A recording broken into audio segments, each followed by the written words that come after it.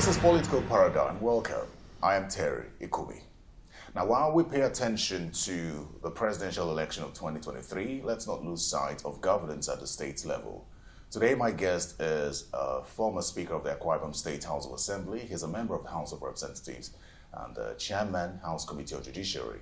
Now he wants to be Governor of Akwa Ibom State. Honorable Onofiokliuk is my guest. Honorable, welcome to Political Paradigm. Thank you, Terry. It's a pleasure to be here. You're really difficult to catch. I mean, especially at a time like this, you're chasing that tickets really strongly. Let me start off by saying congratulations on your successful screening. We thank God Almighty. That was successful, wasn't it? Yeah, we return glory to God Almighty. Great. We have a lot to talk about with regard to politics in Akwa Ibom State. Well, let me start by saying that you have a very rich political history. You were a former Speaker of Akwa Ibom State House of Assembly, and you went from Speaker to being a member of the House of Representatives, and now you want to be Governor. Now, this is happening, all this is happening just before you turn 45. And I think it's interesting that at such a young age you have achieved so much. Talk to us about your political journey. Why does it seem that you found it so smooth to be this involved in politics? Thank you, Telly, and I would ascribe everything concerning that journey to the grace of God Almighty, because there are certain circumstances I can't explain. I look back and I look at my lean frame, I look at who I am, I look at my parental background. I said, how have I managed to arrive here? And the answer I can have is just the grace of God Almighty. And you've mentioned a few positions I've had the opportunity of serving before. But actually, my engagement in politics, leadership, governance, I would want to use the three interchangeably. Started in my days in the university. Got involved in University Student Rights Organization, got involved in NANS politics at the zone. And by the grace of God, I was elected the president of the student union government of the university. And so getting back home, I got involved in youth politics at the state, supporting the administration of His Excellency Akwa Ibom Victor Otta, the governor of the state from 1999 till 2007. We were the drummer boys then of the party. We wore T-shirts, we drummed, we were the ones who held banners, we were the ones who came to hang banners at Eagle Square and then even at the Just Convention and every other of the zonal congresses of our great party. Then, in the course of my engagement, I met one man in 2002. In the course of going on a solidarity visit to drum for the re-election of His Excellency Akwa Ibom Victor Otta and President Olusegun Obasanjo. And so I was asked to speak, and I spoke and addressed the gathering. And we met one man who was then the commissioner, the present Minister of Niger Delta, the single Senator Akpabio. And so he spoke. After speaking, after I might have spoken, he spoke. And then he came to me and said, "You are the future of this state. We love such intelligent young man like you. What are you doing?" I said, "I'm in the university. And although I've had a little challenge in the university, but I have just been recalled back to commence my academic activity." He said, "You need to come and start working with me." And so he brought me up to serve him and to work with him. And then we came up with the entire youth of the states to work for him to become a governor. And I learned to the rudiment of Who legislative brought you business. into politics? No, I've already been in politics, like I've told you about. No, I mean mainstream politics. Mainstream politics. You had done student union politics, no problem. But who brought you to mainstream politics? Mainstream politics, the person that brought me into real politics is distinguished Senator Akpabio. Until tomorrow, I'm still grateful for that. I appreciate him. I appreciate the wife of Akpabio for that opportunity they gave to me to bring me into macro politics. And so why am I saying that? He gave me the opportunity to become his personal assistant on protocol matters when we won the election. And somewhere along the line, because I didn't go to law school, I needed to go to law school, I needed to do my NYSC because I saw this future coming and I didn't want anything to be a barrier to me achieving this future. So I had to resign and then leave for NYSC in Ebonyi State, and then later got to be involved, got to law school. And in 2009, I was called in 2010 You seem to have shared some real close relationship with the former governor. Do you still share that relationship despite the fact that he's no longer a member of your party? I share a deep relationship with him, and tomorrow I share that deep relationship in the sense that yes, politics in 2019 probably had made us to be on different paths, and but that does not take away the fact that he laid the foundation for my involvement in politics. And then not only for my involvement in politics, even the government of His Excellency Governor Dongbe Emmanuel, which who equally gave me the opportunity to become the Speaker of the House of Assembly, because different leaders have given me opportunity in the state, just like Senator Gosul Akpabio laid the foundation. Governor Dongbe Emmanuel has given me the opportunity and has supported me in a few of my political journey. But did you shift camp when he left the PDP? Did you shift camp to Governor Udom Emmanuel? It's not about shifting camp. Did you shift loyalty? It's not about shifting loyalty. It's about what he taught us. And it's about principles. It's about, you see, no matter what we do with loyalty and everything, at the end of it all, one thing comes out right. Who are you? What is your person? What value? What are your value propositions? What do you stand for? And so, first, what I stand for is for consistency. That's what I stand for in life. And probably that is probably why I have not been able to move from one party to the other, to the glory of God Almighty. And so what happened is that when he championed the cause of the emergence of Governor Dongbe Emmanuel as the governor to succeed him in 2015, those of us in his circle of influence, he told us that Governor Dongbe Emmanuel would do 8 years. And it was justifiable in the sense that Governor Ta from Uyo Senatorial District did 8 years.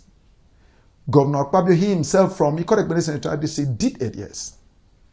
And then Governor Dongbe Emmanuel from Eket Senatorial District, he who goes to equity must go with clean hands. And then Bible says, do unto others what you wish others to do unto you.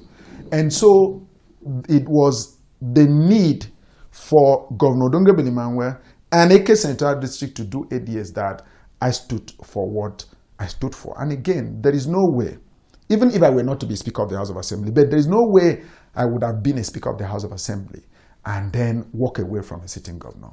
I didn't want, no matter the offer, I couldn't have loved my son to come and read in history book that his father betrayed a sitting governor of a state at a critical point in that time for whatsoever was offered. And today I beat my chest and I'm happy that I stood where I stood. And if given another opportunity, I will still take that position. How did former Governor Gosul Akpabio take that? I'm not him, so I wouldn't know how he did take it. Do we trace, you talked about the relationship you shared and how appreciative you are of the support he gave you. But do we trace this disagreement between both of you, I don't know if I could call it that, to as far back as, I think, 2013, when you turned down his request for I think about $1 billion to set up the Ibom Air? No, that's a deep question. I think it's something in the past. It's not that I turned down it. I was talking about the positions I've held before. You were the chairman of the Finance and Appropriations Committee. Yes. He was, at the time, so to speak, a political godfather to you, putting a request for $1 billion to be approved by the Akwa Ibom State House of Assembly for Ibom Air. You, as chairman of the committee, refused that request. No, I want to say that there was never a request from him for $1 billion. How much was it? I wanted for $1 billion for the establishment of Ibom Air. It was our responsibility, and it was my responsibility as the chairman of the committee and the entire committee to look at the budget, the appropriation bill submitted to the House, read the second time, and then sent to the committee for in-depth study for us to look at it. And so it was in the course of that probably we identified something around the budget where a certain sum of money was requested for Ibom Air in a previous year's budget. I think it was, I might not believe really I need to look at the books. I need to look at my document again.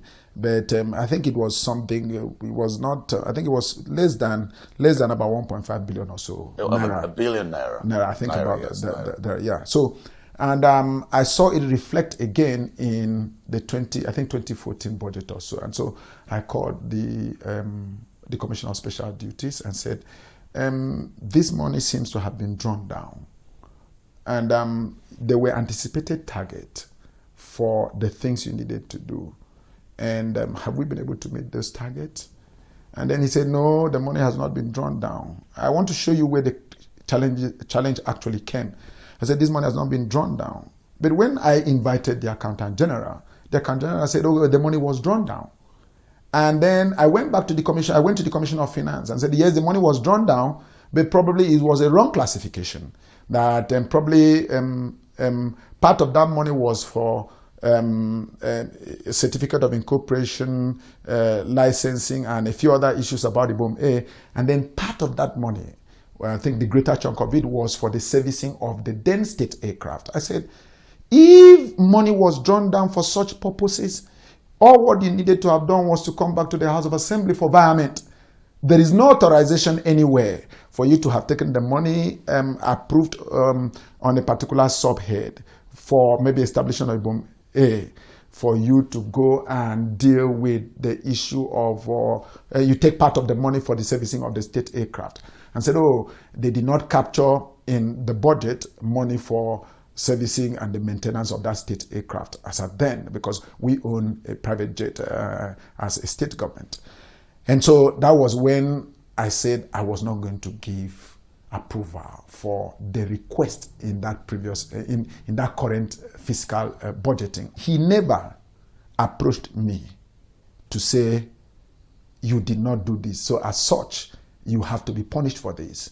Yeah, things might happen background you might not know, but I wouldn't think, in fairness to him, so that's in all fairness, Akpabio, yes, okay. In all fairness to him, I don't think that was a problem. Was he instrumental to you becoming Speaker of the Akwa Ibom State Assembly in just your second term and at 35 years old? Yeah, I would say first, for whatsoever I have become here on earth, I give glory to God Almighty. It is by His amazing grace.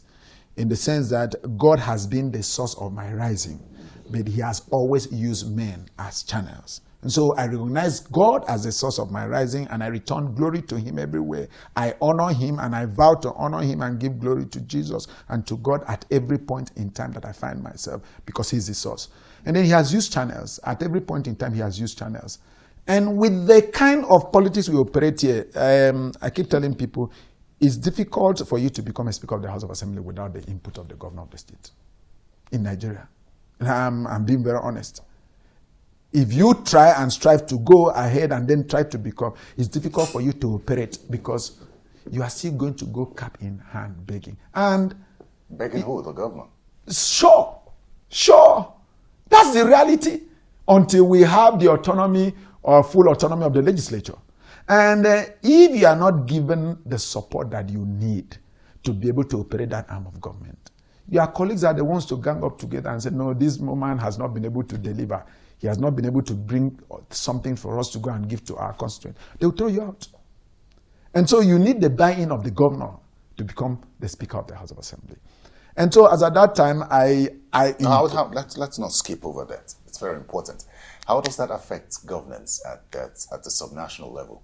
It does affect greatly, I can say. But I won't speak more on it. Why? I mean, like I said, that's why I said let's not skip over it as if it's not important. It's very important. If the state government controls the legislature as well, we know how you are a federal lawmaker. And I see the efforts that federal lawmakers put in to check the executive.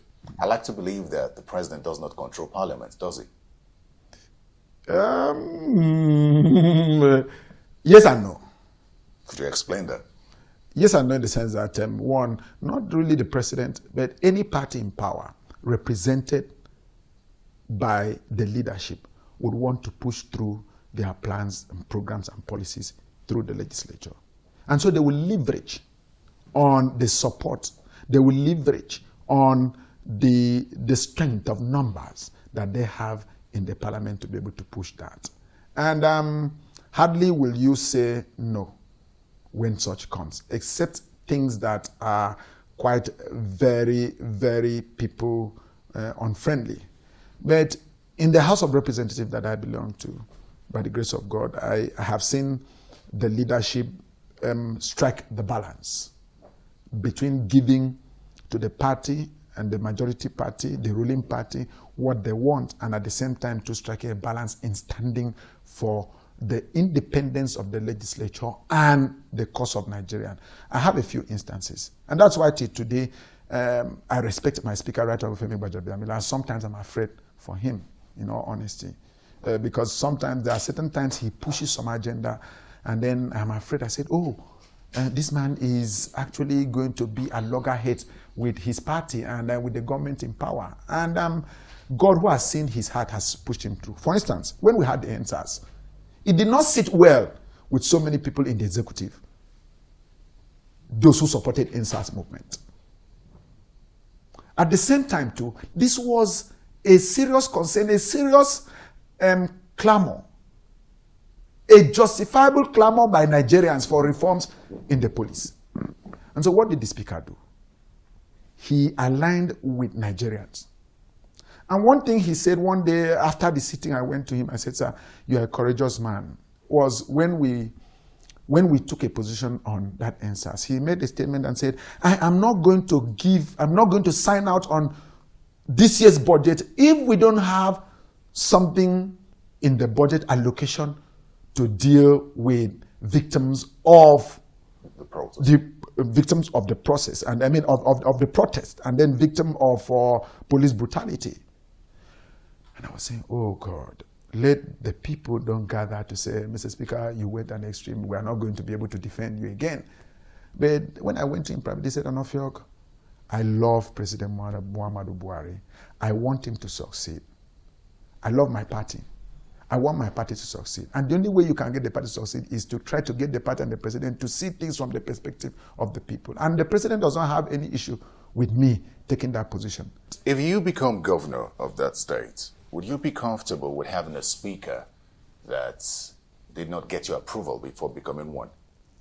Now, the argument for people who speak on the need for the governor to have his person there is for seamless governance in such a way, as you mentioned, the loan issue, as well as certain requests and legislative requirements that the governor may have.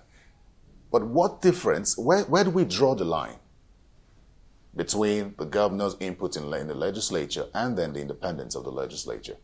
I am not saying that it is wrong for the governor to have an input in who emerges as speaker. He's a stakeholder. And then, every plans, programs, and project of government is captured in the budget.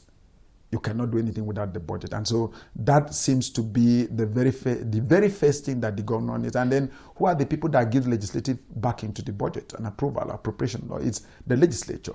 And so the governor actually should be interested in the leadership, the speaker. But where we should draw the line is we have to look at capacity. The governor should not be threatened by people who are independent minded. They should not be threatened by people who are intelligent, people who are sound. And they should not be threatened by the fear of people that they think that tomorrow they might want to toe a different line from what I want.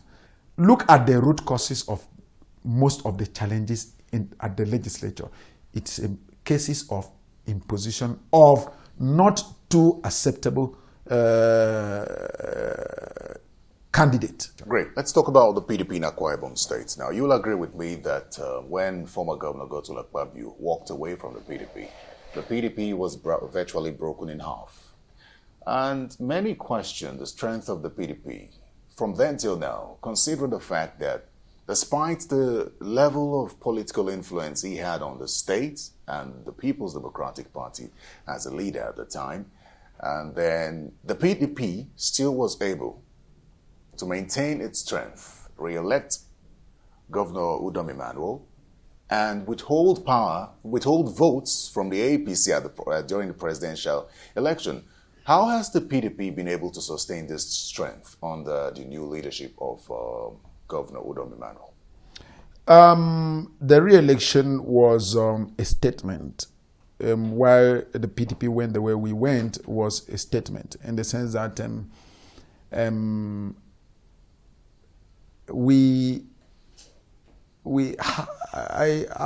I want to actually situate that so that I am not misrepresented.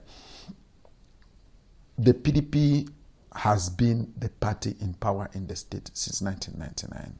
There has been some attempt of the opposition's party since 1999 trying to get one thing or the other, one seat in the House of Representatives or one seat in the House of Assembly and the rest. But we've been a predominant party in the sense that the development we've seen in the last 2 decades, above last 2 decades, has been on ground, has been administration that has been instituted by the PDP. And so the people have come to see development. The people have come to see growth. And so they attribute that growth to the administration, right from Minister of Excellency Akwa Ibom Victor Tar, then to Senator Akpabio, down to Governor Dongrebel Emmanuel. And now we all came together too and said the governor needed to go for a second term. It was a great challenge. There were challenging situations. And there were offers from the opposition party. But we stood our grounds and said, okay, the governor needed to do a second term. And then too, it was again like a protest. The people voted in protest to say, okay, we will not, because of the way the opposition party carried on with their campaign. There were words like, we're going to use federal might. And so the people were ready, were determined, were resolute to say, okay, we stand our ground. Let's see how the federal might is coming to defeat us.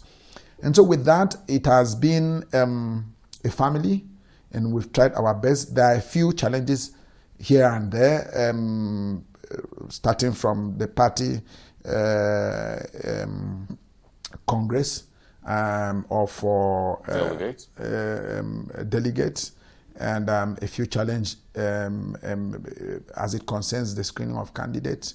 But you see, it's just, I believe it's a family affair. I believe that at the end of it all, we are going to sit at a table to resolve it and then still become stronger as a party. And that's why I had wanted to issue a public statement concerning the state of the party in our state. And people said, oh, you know, you are contesting for governorship, you shouldn't. But should I allow my personal ambition to stop me from being who I have always been, championing the full cause of the people? And so I think I would want to use this opportunity. It's quite sad, the things we've seen in the state. In this case, as it concerns the screening panel that came to Uyo to do screening, somebody must be able to speak out, no matter what happens. I shouldn't allow me, this is me talking now, I shouldn't allow my personal ambition to stop me from speaking out when things are not right. A clear case in point. A state legal advisor of the party, a member of the state working committee of the party, is contesting election into the House of Representatives. And the screening panel has the guts to screen him out and not clear him. That's an aberration. And then other persons who went for screening, on some flimsy excuses, have not been cleared to stand election. Some on the issue of zoning. Yes, zoning has been a practice in the People's Democratic Party, but it does not form part of the qualification requirement for you to stand election. And so, if there are persons that you are not comfortable with that should start election, I believe that what we should do is for us to sit down and speak. It's for us to sit at the round table and then begin to discuss and see the way we should go as a party, and then begin to come together and say, okay, we agree with you, we don't agree with you, this is where we should be, this is where we should go. No, in 2000, and with almost respect, in 2019, the governor came up with one phrase when we were campaigning, and then we went to town with that phrase, that no man can play God. That was what we were saying. And so, I believe that that prayer we prayed in 2019 is still valid till today. Does it still apply to the governor? Because some of the party members who are aggrieved following the Delegate Congress election, which they claim was not fairly done, now accuse the governor of sort of trying to play God. And that's what I am not accusing anybody, but what I'm trying to say for me is that I am a good student of politics and I'm a real loyalist.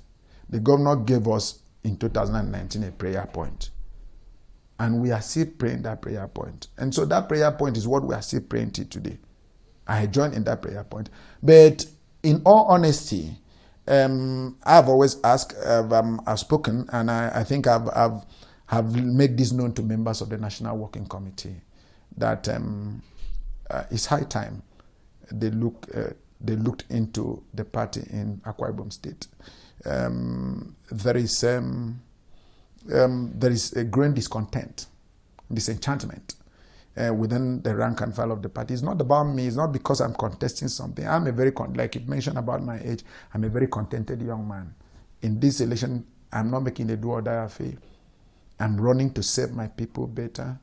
I'm running to give my people, I'm running to give them purposeful, sincere, people-oriented leadership. And if it is the will of God that I am chosen by my party men and women, and then chosen by Akwa Ibom people to become a governor, I will give glory to God Almighty and go to serve the people passionately. The other way, if it is the will of God that I should not be, I'm still a member of the party, I would just say, okay, thank God we have come at this level, provided the rules are followed. But considering the Constitution is respected, the Constitution of the Federal Republic of Nigeria, the Constitution of the party, and the electoral guidelines of the party are followed. And then if not, we probably would be looking at what other options we have. Not an option of going to any other party, but an option of making the party sit strong, an option of making the party know that we have to join hands together to make sure that the right thing is done at the right time. I really wonder what that would be. But then considering the discontent within the PDP, and then taking into cognizance the loophole that may be created if the PDP in Akwa Ibom State doesn't put its house in order. You talked about how the PDP has held sway since the time of former Governor Victor Atta, and how the people have followed the PDP because of the developmental strides. Now, considering that there are some people within the PDP who are discontented, and then taking into cognizance the large crowd that we saw during the declaration for presidency of former Governor Godswill Akpabio, what are your concerns going into the PDP primaries if we look at what's happened with the screening exercise and the Delegates Congress election? I've had calls, I've had concerns, I've had people whether contesting for the House of Assembly, contesting for the Senate position, or contesting for the House of Representative position, or even some of my colleagues contesting for the governorship position, speaking to me and saying, oh, these are the challenges, these are the challenges. And so it is from these that I have picked that there are disagreements. And then, and all what we need to do is to sit at the round table and resolve this disagreement, and so that we can build the party stronger. Who should call for this roundtable? And I believe that in the state, the governor is the leader of the party. And we have respected him as a leader of the party. Yes. Let me show you an instance. During the state congress to bring in the state ESCO and the state ESCO and of the party and the local government party offices, things happened. So many members of the National Assembly and so many people were not given an opportunity to make input into the structure of the party.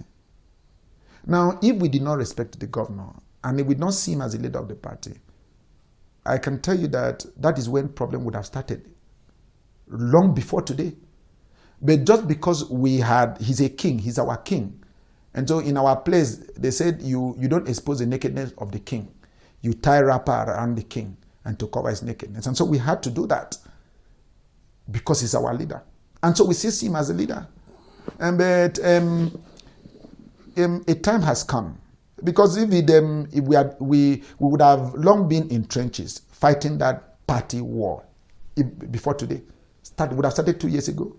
I can tell you honestly. And then if we were not to have been able to do anything, my brother, we would have become like a proverbial ant that when it enters your trouser and then it begins to come to your scrotum, you would now begin to run helter-skelter. But we respect the governor. We didn't want what happens in other states to happen in an Akwa Ibom state. We respect the governor because we all gathered around him. At the critical point of his life, we all gathered around him to make sure that he takes the seat for a second term out of love for him and out of love for our own party. And so he is in a position to call everybody to a round table and said, okay, this is what we need to do. This is where we are going. And then we saw, it's not about, when I called there, it's not about us only looking for governorship. No. I'm talking about everybody across the state. And then if there are people there who disagrees with him, he shouldn't see it as those people are challenging his authority. He needs to have the patience to be able to listen to each and every one of us. He is our father in the state.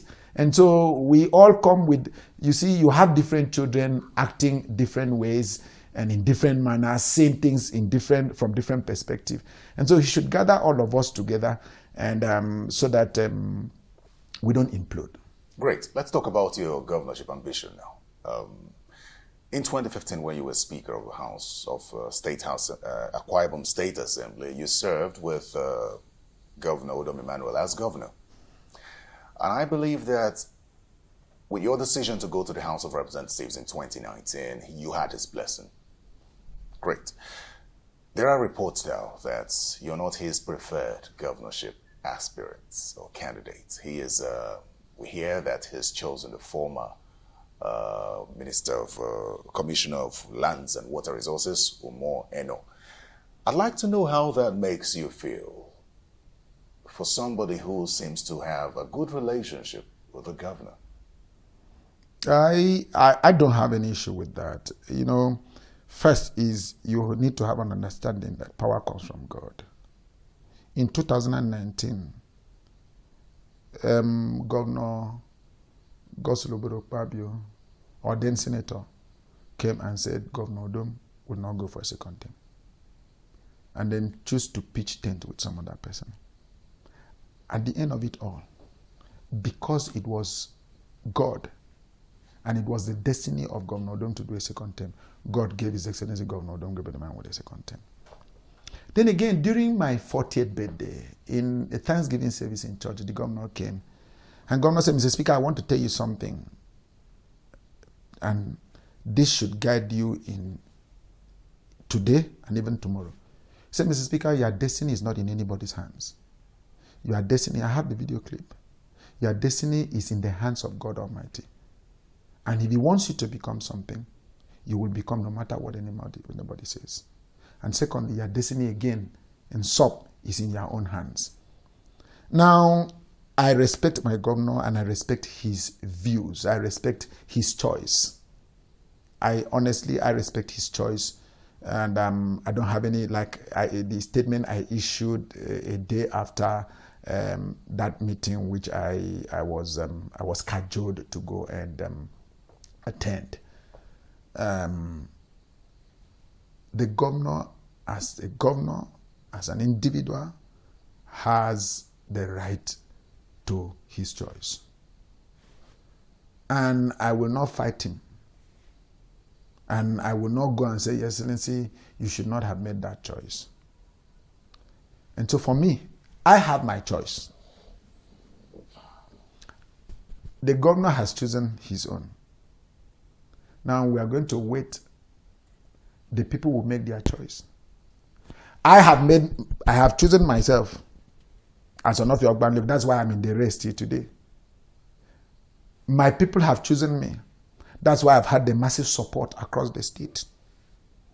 And that is why we are advocating. But your people will not be part of the delegates. Well, that's why I'm talking about even the delegates. I'm talking about the delegates. That's why I'm insisting for a level playing field. Do you see that happening? Now, with the governor taking sides with one person now, do you see that happening during the primaries? I am, even if it is 1 minute remaining in a football match, even if it's 1 minute remaining, you don't count that the game is over.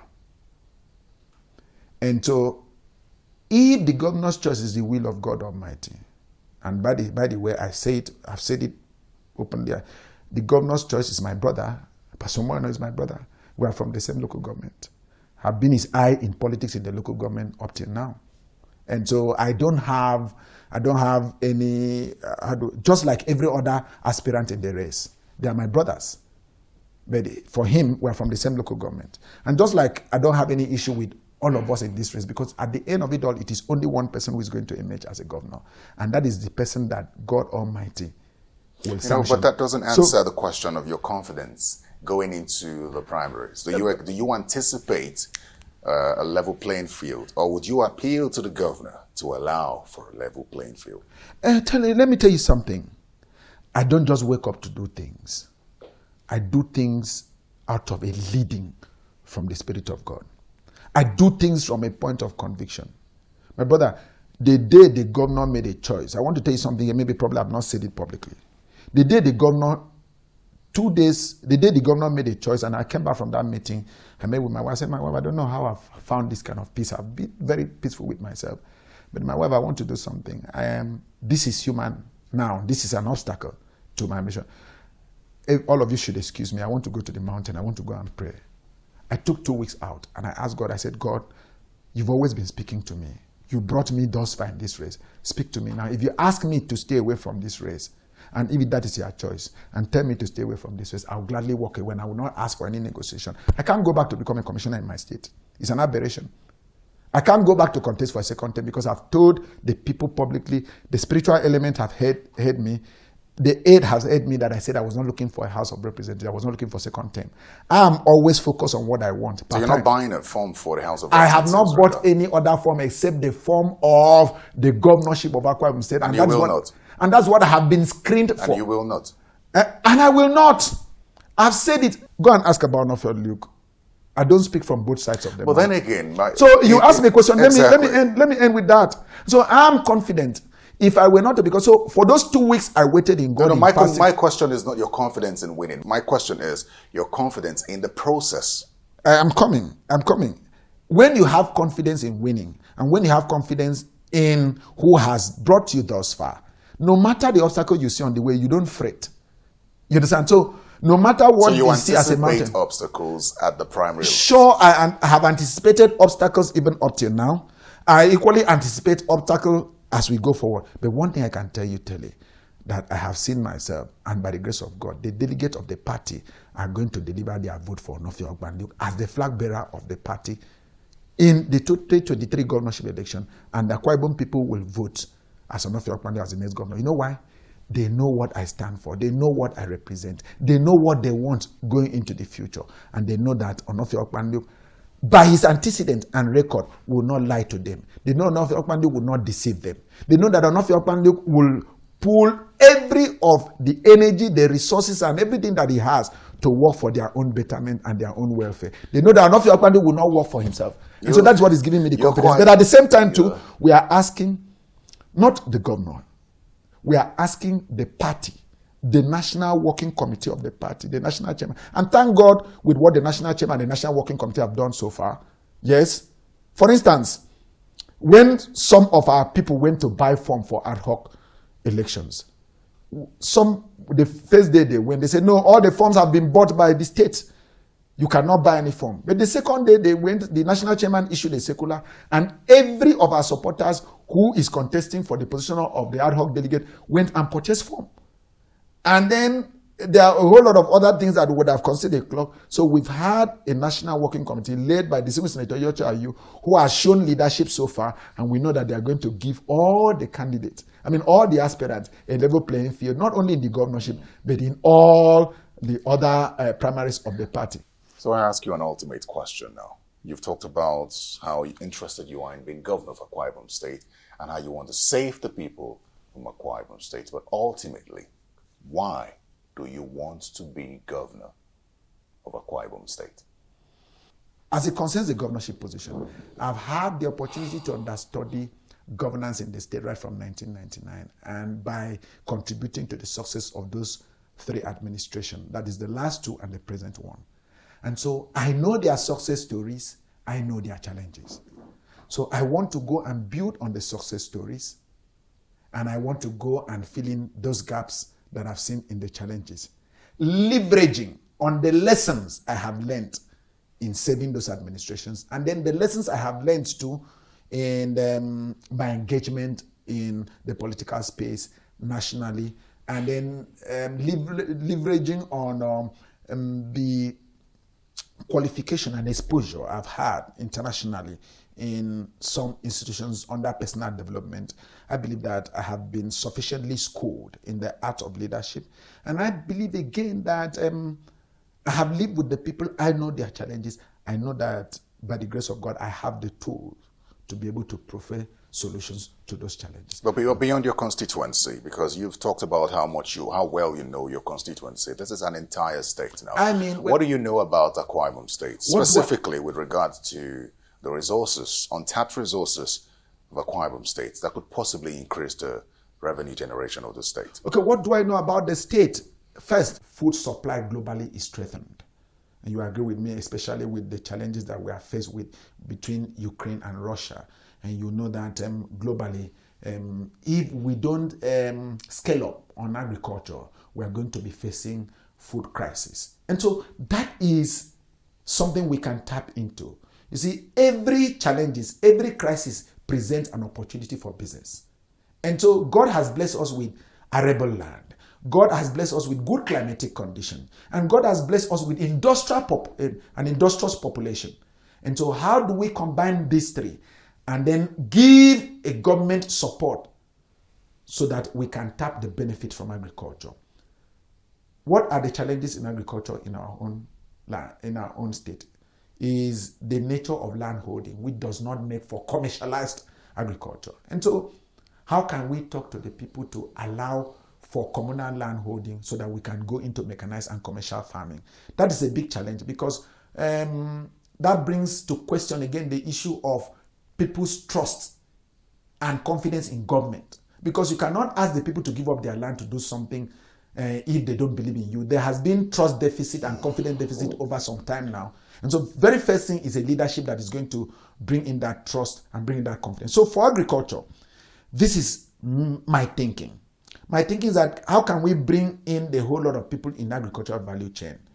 The local farmers, the state government, and the private sector. It is government business to create an enabling environment for business to thrive. It's not government business to do business. It is the private sector business to partner with government to do business. So what would be government business? There are roads into farms, large farmlands that are inaccessible. So government, it's my thinking that government should be able to do those roads. And when they do those roads, that will create the road that will make for socio-economic development of such areas. It will give access to farms by farmers and equally give access for farmers to evacuate their farm produce to the market.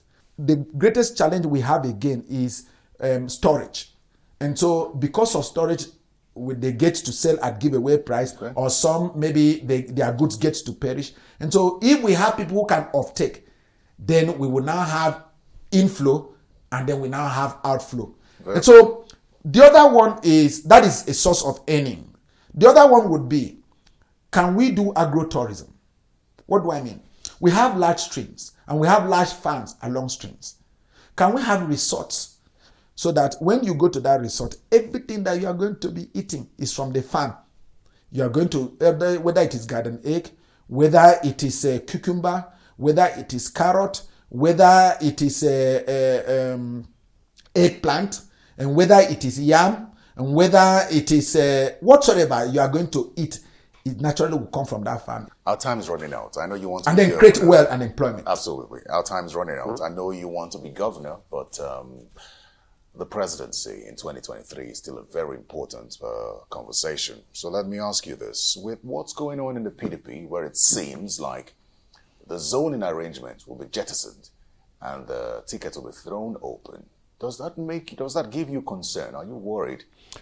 I don't think so. Where I wouldn't speak for the party, and then I don't want to. I don't think the party has taken a stand on that. I know that a committee was set up, and then the committee has submitted its report, and I think it was a good report, a good work done by His Excellency Governor Samuel Otom's late committee, and then deputized by the ebullient ebullient minority leader of the House of Representatives. I believe they did a good work and they submitted the report. The National Executive Committee of the party has not met. A meeting was scheduled for yesterday and then later has been rescheduled for next week until the party has taken a position, until NEC of the party has taken a position on that. I am not authorized. No. I'm asking you. I'm not asking you to be an authority. I'm asking you as a party member. As a party member, I've spoken to party members who have taken stands, who have opinions on how they think the zoning arrangement should go. So I'm asking you as a party member. Do you want the PDP to zone to the south or throw it open? As a party member, my concerns, I will want to put my concerns. The very first, I align with the clamor. Because there has been clamor for the zoning of the presidency to the south. I align, it's a good agitation, it's a good clamor. But beyond that clamor, the world is shifting. And in leadership, beyond that clamor, we are going to look at capacity. Who has the capacity? The very first is election first. Who has the capacity to win the election for us as a People's Democratic Party? The second thing is, who has the capacity to deal with the challenges that we are going to inherit from this administration? Great challenges. And so it's not someone who is just going to be on the seat and begin to learn. It's somebody, yes, it might be a fresh person. All of them who are clamoring to become the president, whether from the north or the south, are in positions that would be their very first time that they are going to be president of the Federal Republic of Nigeria. But we have somebody who has been close to that before. The vice president is in the person of Excellency Alhaji Atiku Abubakar. Just like every other aspirant to the office of the president, we have tested hands to become the president of the Federal Republic of Nigeria. But of all those tested hands, amongst the tested hands, there might be one, the person God wants. Just like my governor has what it takes to become the president of the Federal Republic of Nigeria. He's going to finish his tenure as a former governor, as a governor by 2023. And so I believe that he has garnered a whole lot of experience to become the president of the Federal Republic of Nigeria. Is he your preferred candidate? I might not be thinking about a preferred candidate as of now. And why I'm saying that I'm not, because of I could call a home front. I might have a soft spot for him because of sentiment. Sentiment in the sense that that's my governor. He comes from my state.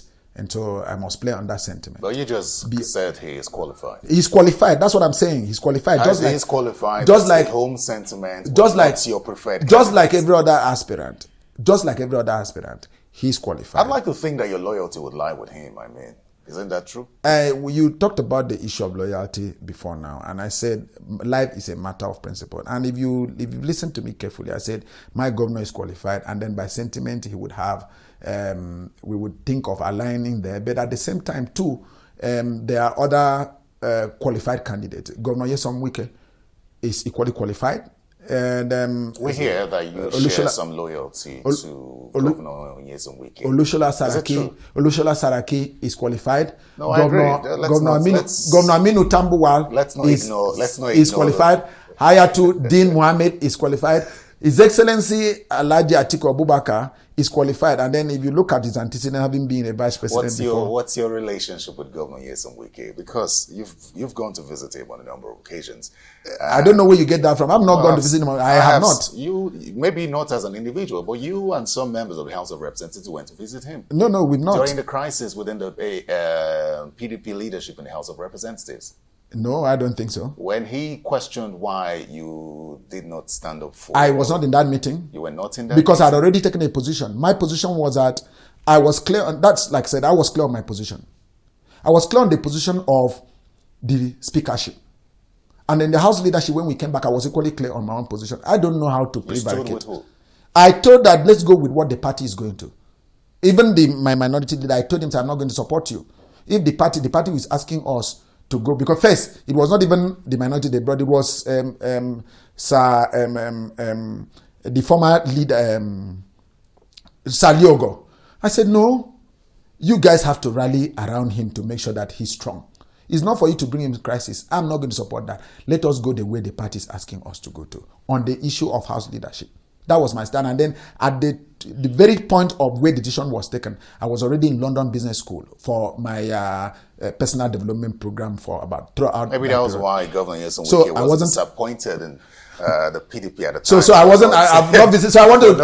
I wanted to discountenance that I've not visited him. I respect him. You have never visited Governor Nyesom. Not as a member of the House of Representatives, as when I was Speaker of the House of Assembly, have been to him twice, South meeting, and after that, I think one personal visit when I was the Speaker of the House of Assembly. As so you don't owe him any loyalty. No, when you talk about owing people, how do you begin to spread loyalties around? It's not impossible. You've spoken about my loyalty to my governor. You've spoken about my loyalty. You've asked about my loyalty to Wiso. But you have not alluded to. But do you know how close I am to Governor Aminu Tambuwa? That's a man of all of them. That's a man who has entered my parlor in my house in Uyo. That's a man who has shown. My concern is, how do you not have a preferred candidate within your party? Now, I'm asking this because many of the people I have spoken with, for example, last week I spoke with Honorable Abdurazak Namdas, who wants to be governor of Adamawa State, and he openly said, despite all the people from his region, or those whom you would think he would tie his loyalty to, he has chosen to pitch his tent with Shiwaju Bola Ahmed Tinubu. That's him being open and sincere. Now, in your case, you have people that you say you are close to, and then there's the issue of loyalty and hometown affiliation with Governor Udom Emmanuel. Yet he is not your preferred candidate. I didn't say so. It's you that said so. Is he you are the one using the word preferred. So I don't know. Maybe I have to. Do you have a preferred candidate? Maybe I have to look at the dictionary and actually see what is a preferred candidate. Let me tell you what. You know what my candidate is? My preferred candidate is the one that Nigerians will prefer. That Nigerians will want to. I can sit down here. My preferred candidate might preferred candidate might be from the south, which aligns with the agitation. On the other hand, my preferred candidate might come from the north because of one or two things, which might not align with the agitation of the people where I come from. So, and then two, don't lose sight of the fact that I am running for the governor. Don't lose sight of the fact that I have been a Speaker of the House of Assembly. Don't lose sight of the fact that in my state, my governor is running for the president. And no matter the disagreement we might have on the issue of a governorship, for now, because with that disagreement is for now, or if at all it exists, it sure will change in the next coming days. And so, by the grace of God. And so, that does not mean that I should go and walk against him, or I should go and pitch tent with another person outside against him. Or even if I were to do so, it shouldn't mean that I should sit on the television to be able to canvass support against him. And so, let my preferred be in my heart. On that day, I will go and vote. And again, I know that whosoever is my preferred probably would be watching this. He knows inside his heart that he is my preferred. Well, I think one thing is for sure is that you've spoken with whoever is your preferred candidate, and the person is aware. Yes. But I'm busy. I'm busy mobilizing for. I'm busy talking to delegates using my contact that I knew in the days of my speakership, in the days of my members of the House of Assembly. What's your contact? And then my contact across the country. Yeah, I've heard about 7 meetings so far, sponsored by me. Do you have I've heard about 7 meetings so far, sponsored by me, asking those people who are delegates to come, and we have met, and then they know where we are going. You know, among governors, there is always one person to whom you could, go and seek some support in terms of your ambitions, since it does seem that the governor isn't on your side. Is there any governor within the PDP that gives you support to run for governor of Akwa Ibom State? No, none has. And I've not gone. None has. I've not gone. You know why? With due respect to them, I feel that it's difficult for you to break into that club.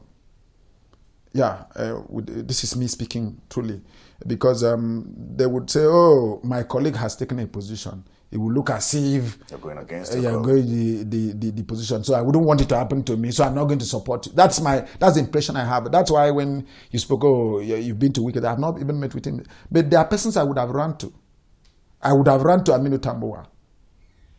And even there are governors in APC that I would have equally have run to, that are my friends, that I would have equally sought for their support. I have not. Like Governor Zulum of Borno State. Very close. Why? Because what brought us close? His passion for service, his love for people, and hands-on leadership. Being at the center of crisis, dealing with people one-on-one. And so we've developed friendship. So I have not gone to them, and I have not, I've still been praying to God about it. I say, God, show me. I would have gone to Governor Diri, but I found out he became the chairman of our campaign, our screening committee at the level of South.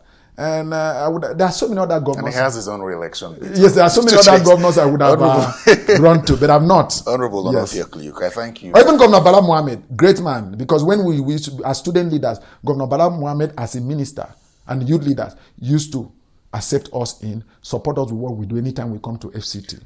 Great. Honorable Onofia I thank you so much for finding time, to sit with us while chasing this ambition of yours. Thank you very much, and I wish you well in your ambition. Thank you very much, Chele, for giving me this opportunity and for interviewing me. I'm running a platform asking Akwa Ibom people to come. Let's build together and grow together.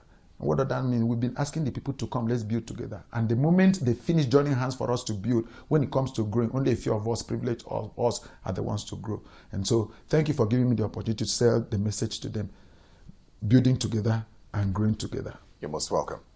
Well, that's Political Paradigm. Thank you so much for your time. If you'd like to catch up on this episode and past ones, go to YouTube and search for Political Paradigm, or go to our website, channelstv.com. I'm Terry Ikumi. Goodbye.